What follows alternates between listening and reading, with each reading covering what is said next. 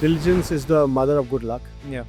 So diligence, we spend a lot of time, but then we also move fast. We spent a lot more time in deep diligence in the early stages, but we move fast. So it doesn't take, things don't take us months to make a decision. If you're taking a bet, venture capital has a little brevity. If it did not, then those folks should run private equity. Horizon 1 is the technology that's going to get adapted now, in this year. Horizon 2 is something year 1 to 5 over there. And Horizon 3 is 5 plus, 10 plus years. So going to Mars, establishing a colony in Mars's horizons.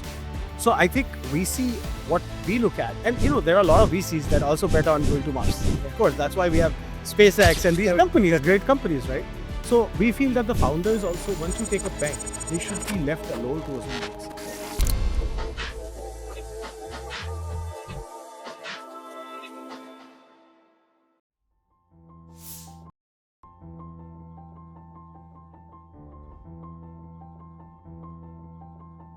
Welcome to VCism. VCism is our way of SIG Tattva's corporate venture capital. And we wanted to have these interesting conversations in a way with people like you to understand what is it that goes and what is it that is turning things around. We are glad that you are here, especially glad that you could fly in. And we had like interesting conversations all over this. It is a very good exposure and interesting things that people would learn about it, and I'm looking forward to it. But very quickly, if you could just tell us about your brief background and then maybe we deep dive into all the other things. Sure. Thanks for having me, Arsha. It's a pleasure to be here. Really appreciate that. Quick background about myself. Founder turned a VC. Founded companies within construction in California. I was part of smaller companies in New York. Before that, I got my master's in civil structural engineering, so analytical background from Michigan. So I worked in Michigan as well, very grassroots job. So learned the whole industry, specifically construction, from like the grassroots lens. And I really appreciate that. Half my life I spent in India. So I grew up here, half my life in the US. So both are home for me. And launched the VC firm back in 2023 alongside my partner. So we have a global focus. We're geography agnostic, but we like to invest 50% in the US and 50% of our investments in strategic geographies where we have a strong LP base or we have a good intel about that market and the market is growing rapidly. So India is one of our hot markets. We're going to get more active in India very soon, hopefully in the next few months. And that's kind of my background. I reside in Silicon Valley. I'm happy to be here. Yeah.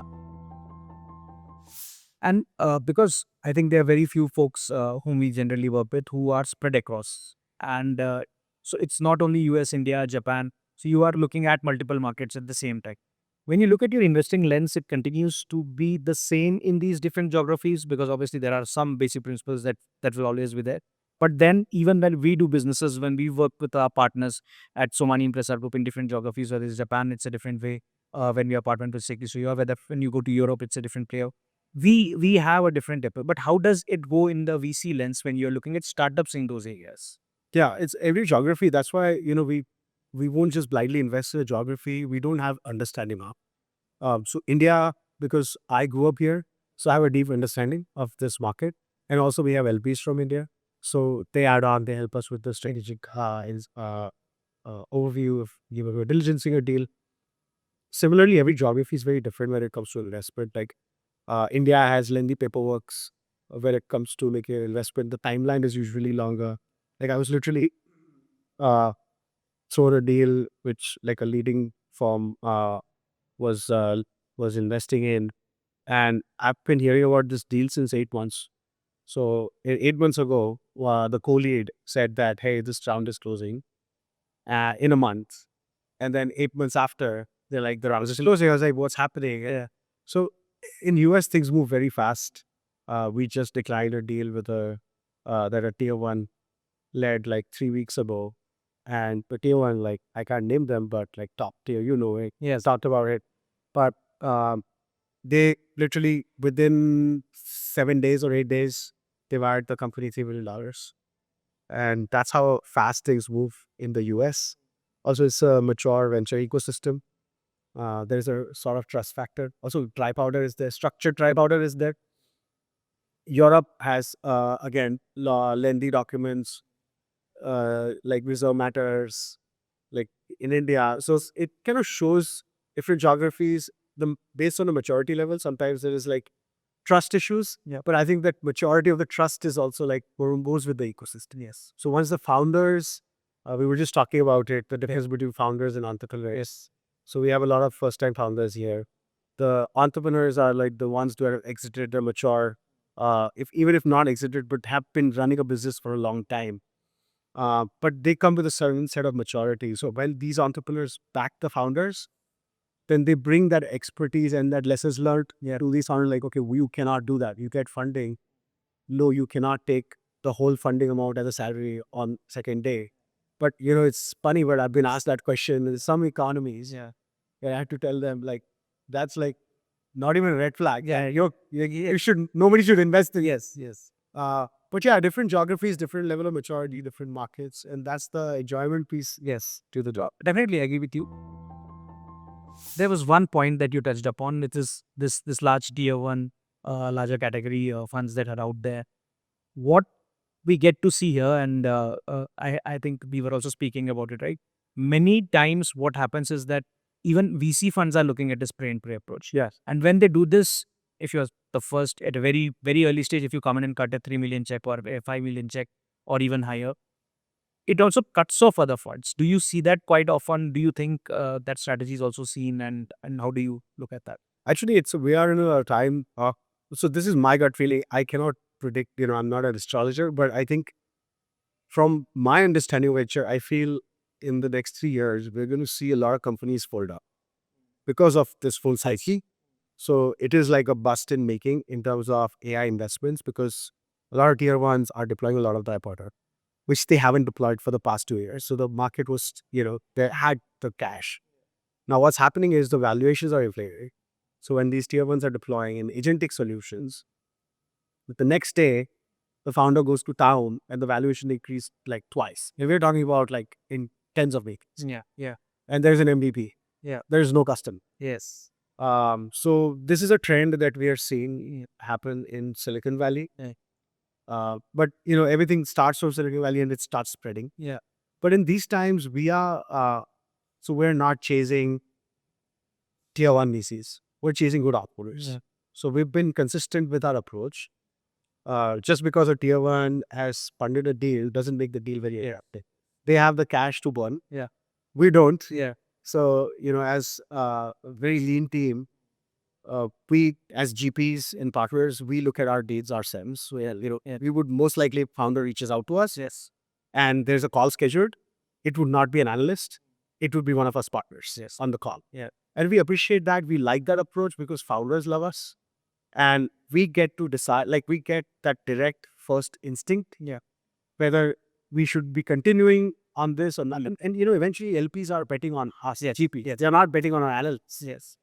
So that kind of approach has worked. But yes, it's like there is some crazy stuff brewing with the whole AI Yeah.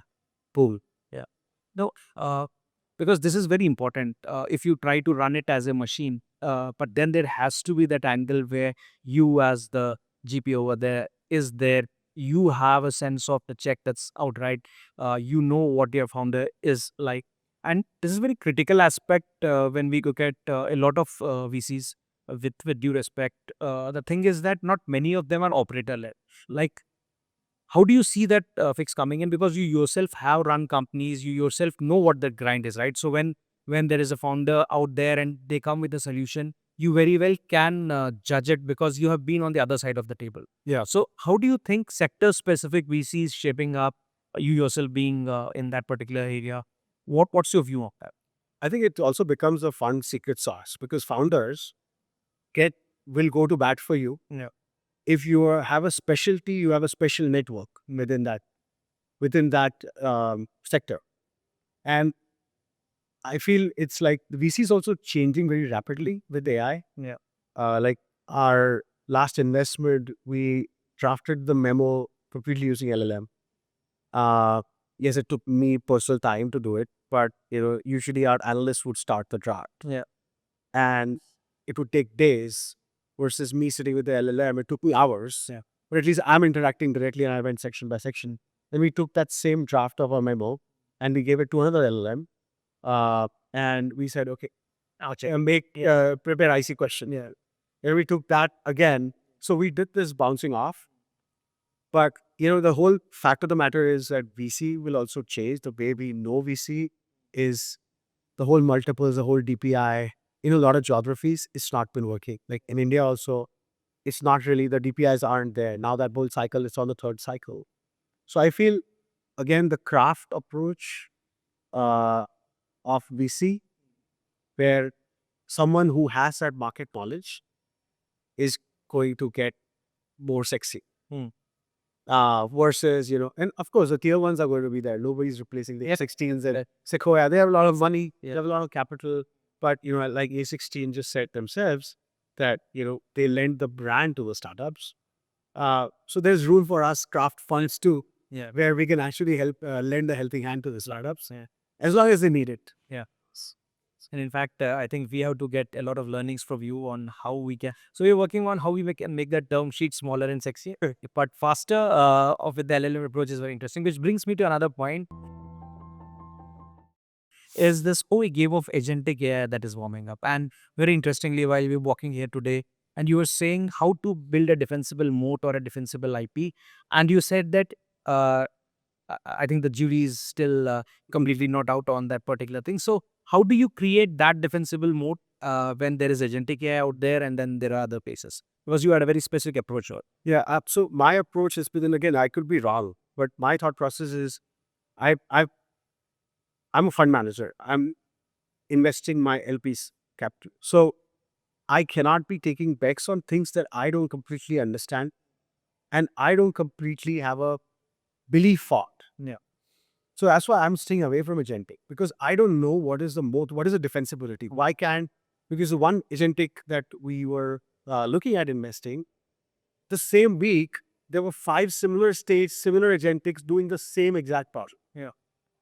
And just because this agentic was being led by like a known VC and stuff, right? So we were tempted, our team was tempted, but I was very clear in our approach. I was like, I'm not going to go with the full law. So my approach has been, what is the defensible part? Market is there. Second is the founder a good human being that I want to interact with? And they could be good, they could be good human beings, but do I get on the same wavelength as a partner and founder VC relationship? So that's like extremely important early stage for me. But my focus on the defensibility side has been a lot on hardware and software. Okay.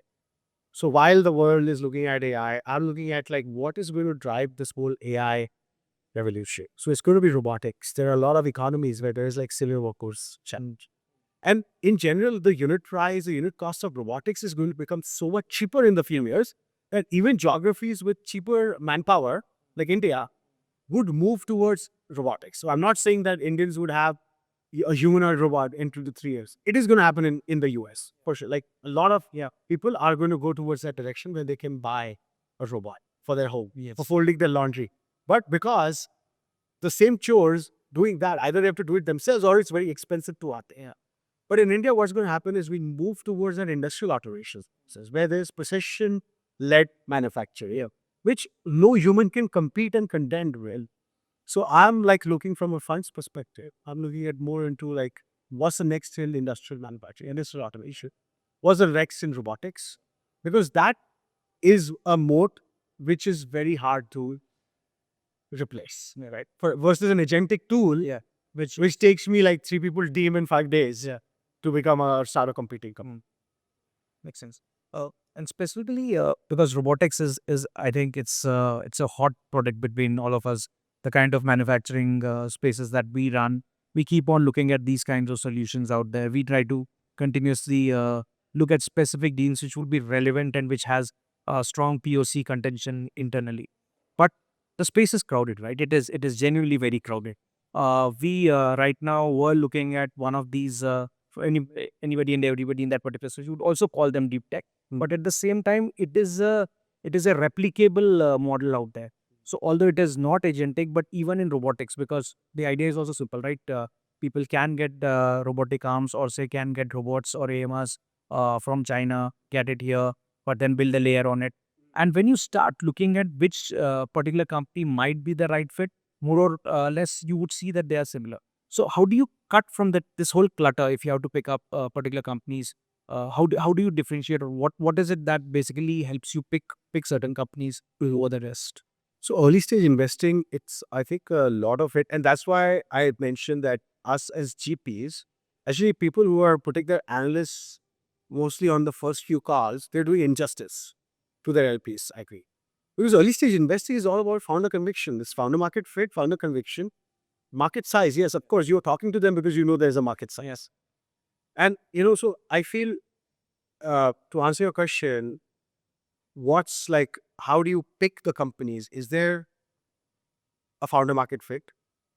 Do you gel with the founder?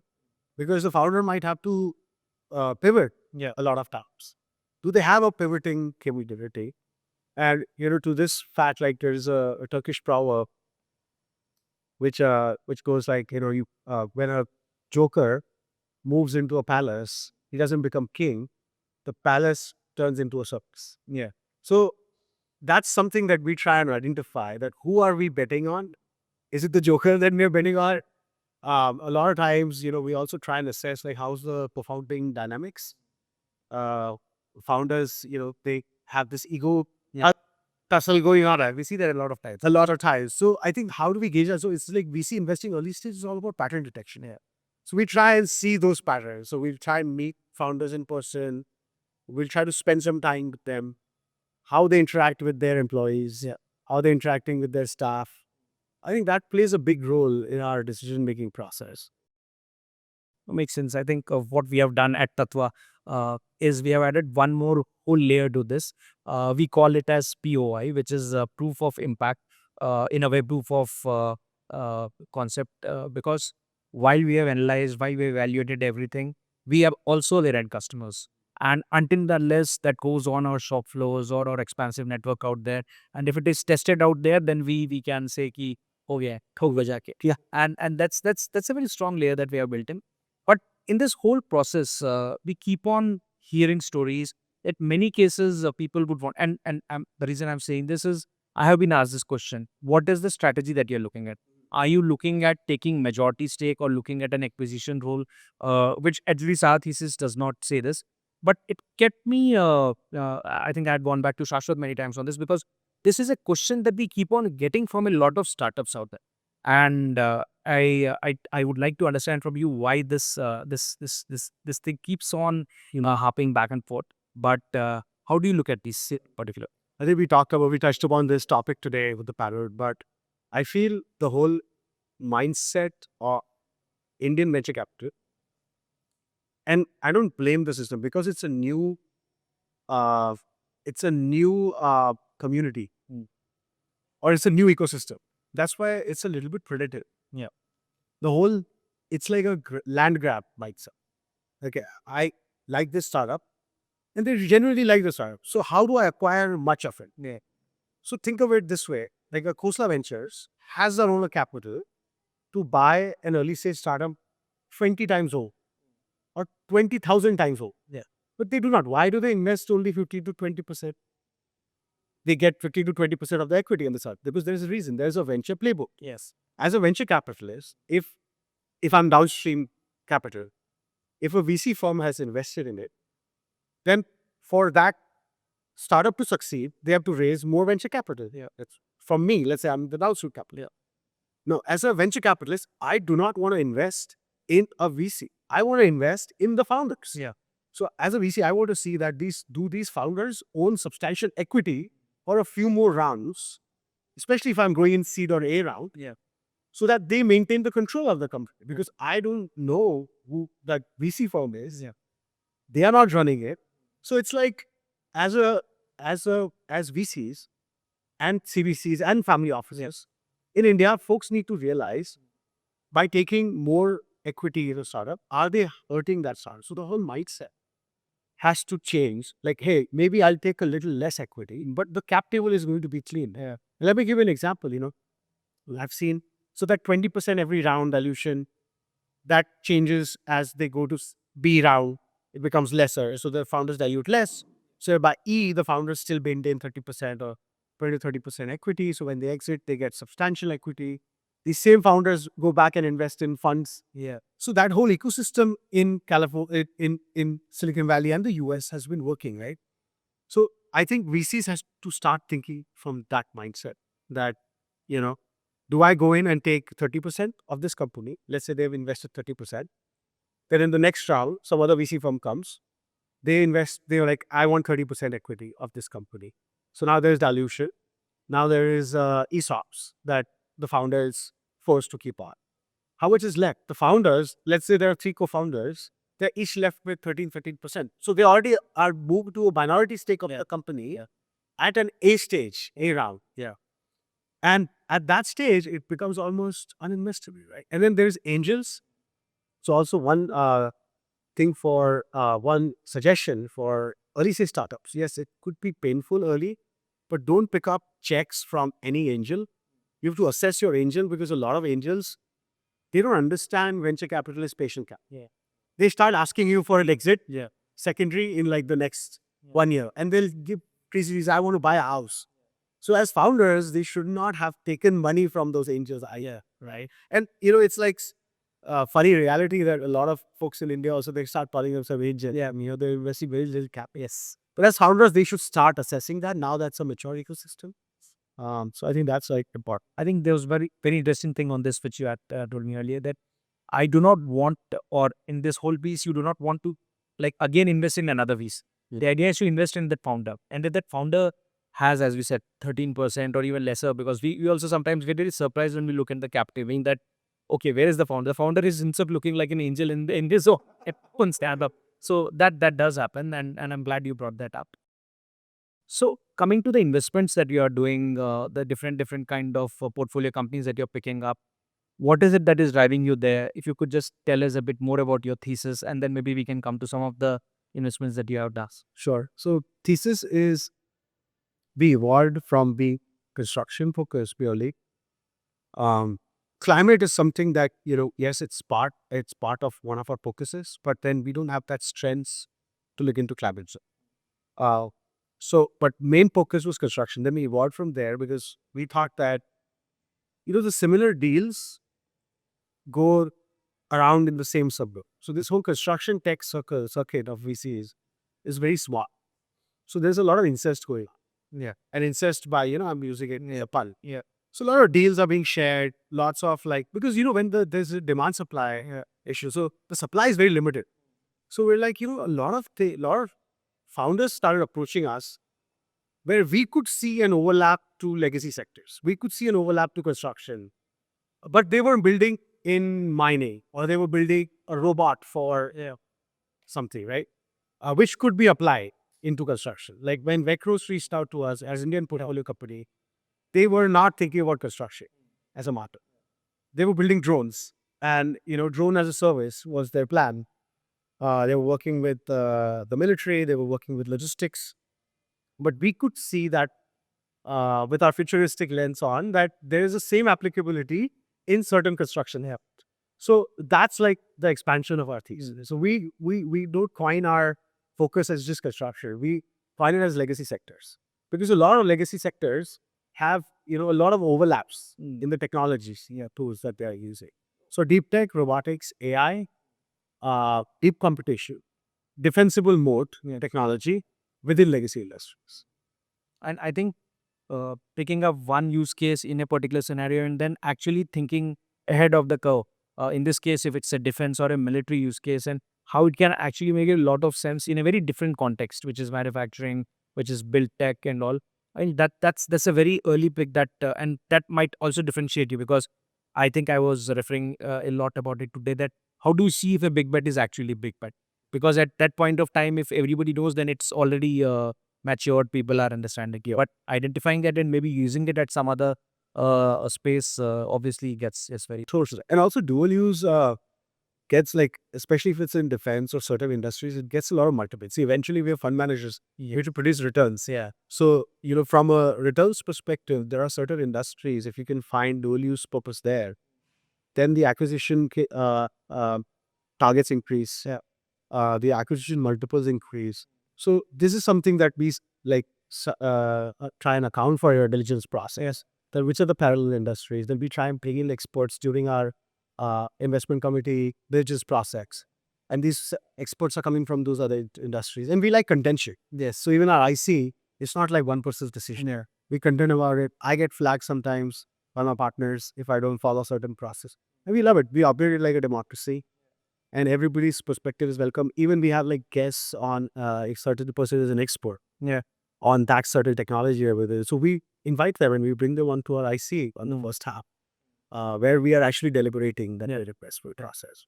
And in this whole process, how do you take care of governance? Because if I was an LP somewhere, or if I'm investing somewhere, even on a wider context, as us as CVCs, we have a very strong layer of governance, considering the fact that we fall under a public listed ambit, and everything that we do is highly, highly scrutinized.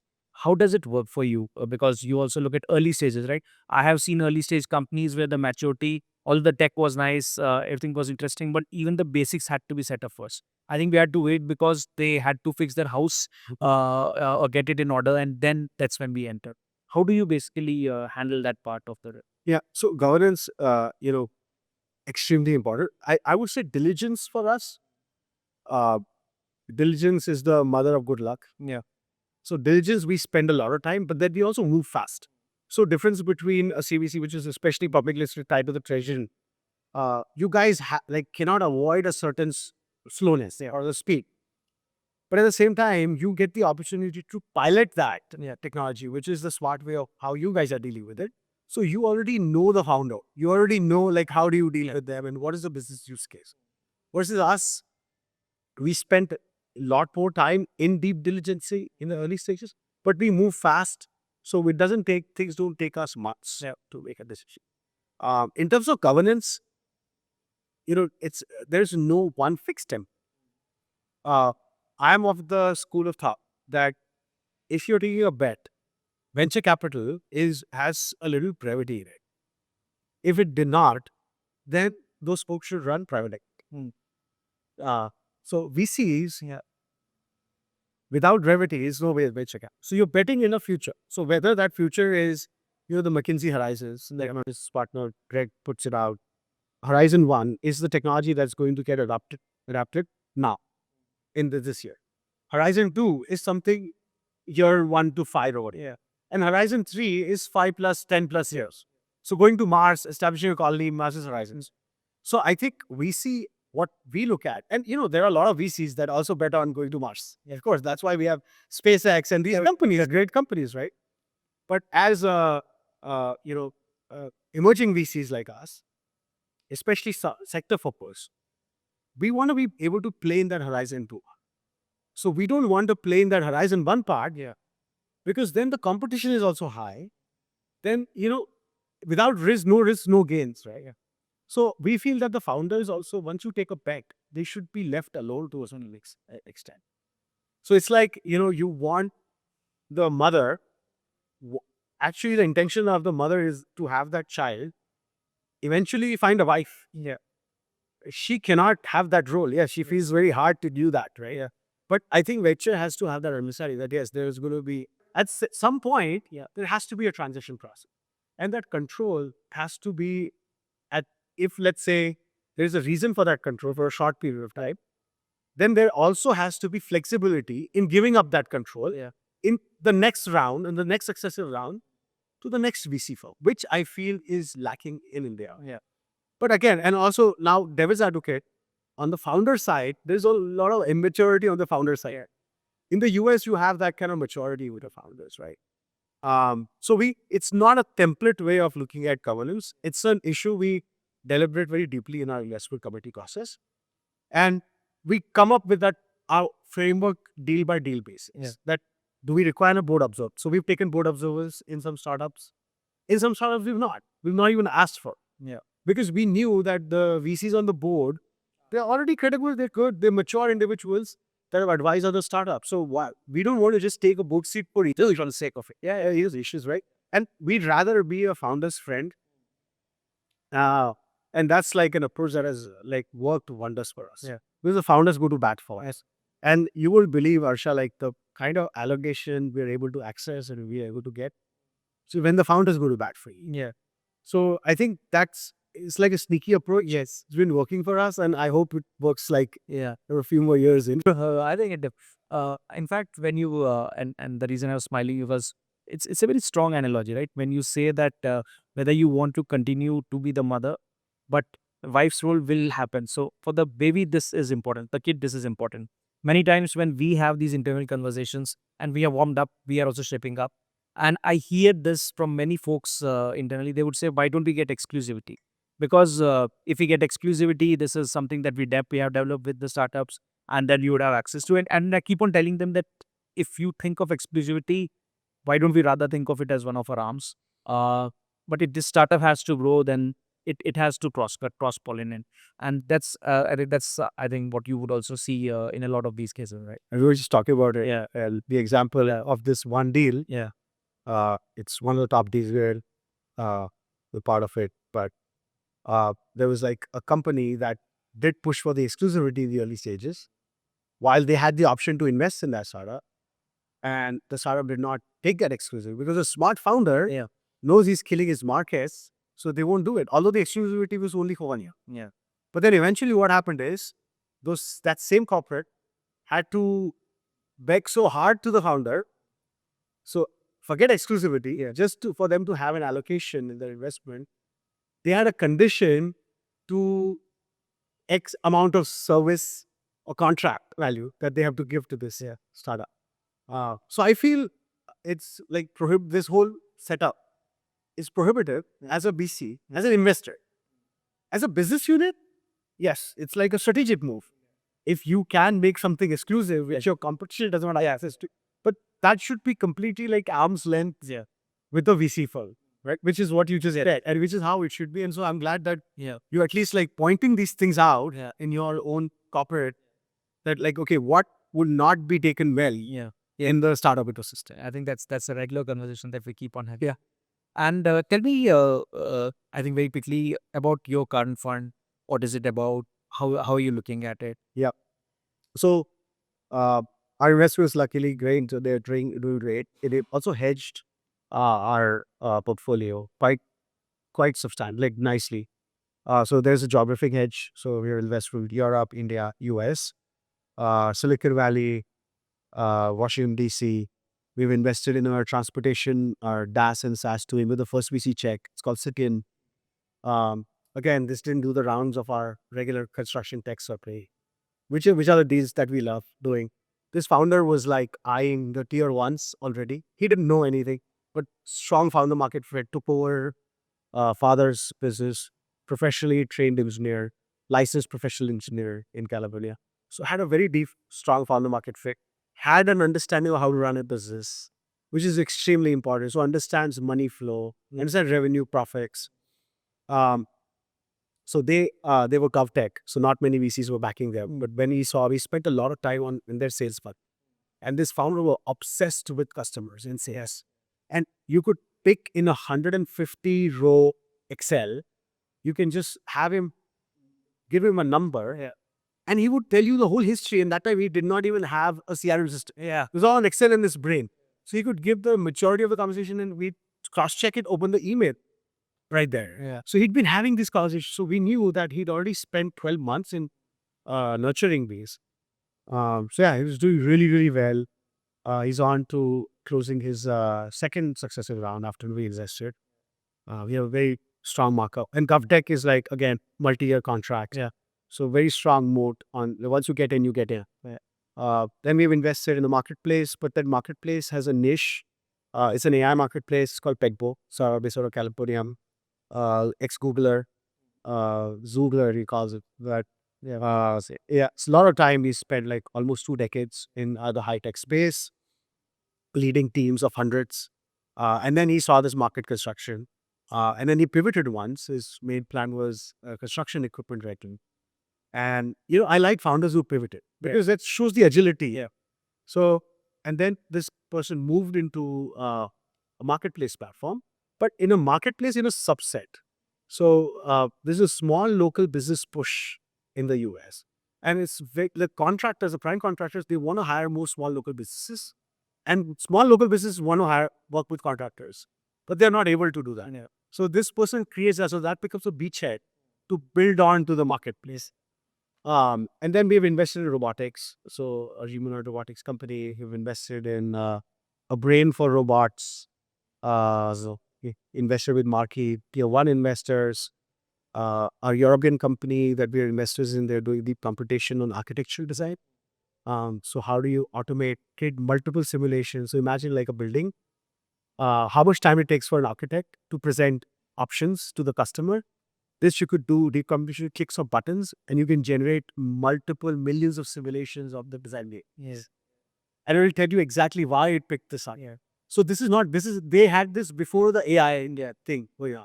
So if it's like deep computation foundation model backed, then you're like there's a strong moat for no one to come and mimic that within a few days or a few months. So that's kind of been our host. Right now, I'm very intrigued in energy. So you get alternate sources of energy. Anything that empowers AI again. Going with my thesis of data centers, water. Yeah. I'm like extremely interested in cooling is a major part of a data center. Clean water. So I'm looking into that. In India, I'm like very, very interested in waste management. Yeah. So like, we saw one startup, yes, that you guys had given an opportunity to, but something that is very close to my heart. I see those issues here. Yeah. With the growing population, I think that's only going to make peace. Yeah. So I think that's a huge market in India for startups to tap in. Definitely. I think with our two flow pipes, data centers is what we look at, how you can handle like this whole heat exchanges through pipes underneath, and also that's very critical. But I'm cognizant of the time, and I'm super happy that we could have you here. Very interesting conversation. Look forward to how we can build this all together. I'll pick a lot of startups that you spoke about because we are solving for problems, real problems out there. Thanks again, Kefir. Thank you, Harsha. Thank you so much. Thank you.